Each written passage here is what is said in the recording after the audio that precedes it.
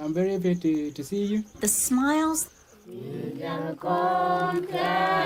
the songs, the prayers, the kicks. Playing soccer makes me feel really, really happy and really social.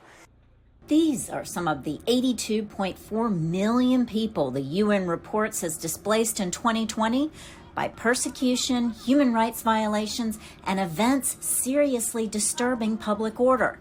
It's the highest number on record and comes even with COVID-19 restrictions on movement and border closures. And what is really quite shocking is that over the last 10 years, the numbers of people who are refugees or forcibly displaced has more than doubled. Something like 48% are children and youths. So we really have generations of children who are separated from their countries of origin.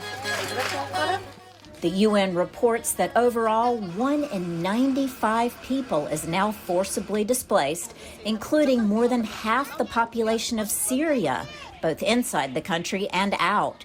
Syrians represent the largest group of those displaced internationally, and experts say their needs are many.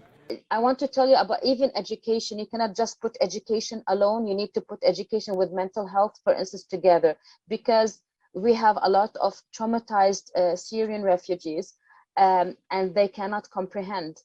So you need to work on the mental health, like psychosocial support plus education. Venezuelans represent the second largest group of forcibly displaced people. Many have fled to neighboring Colombia.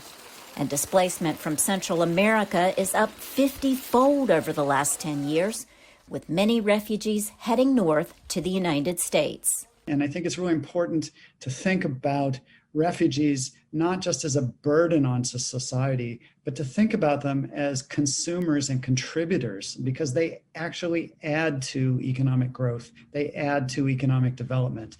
The number of unaccompanied children in 2020 was disproportionately high, according to the UN report, and climate change further drove migration and increased instability among those already on the move. The need for resources, water, land, ability to feed herds and to grow crops, these are all affected by climate change, and they lead to conflict, and conflict leads to displacement.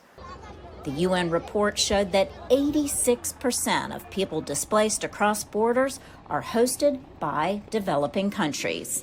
Laurel, Bowman, VOA News, Washington.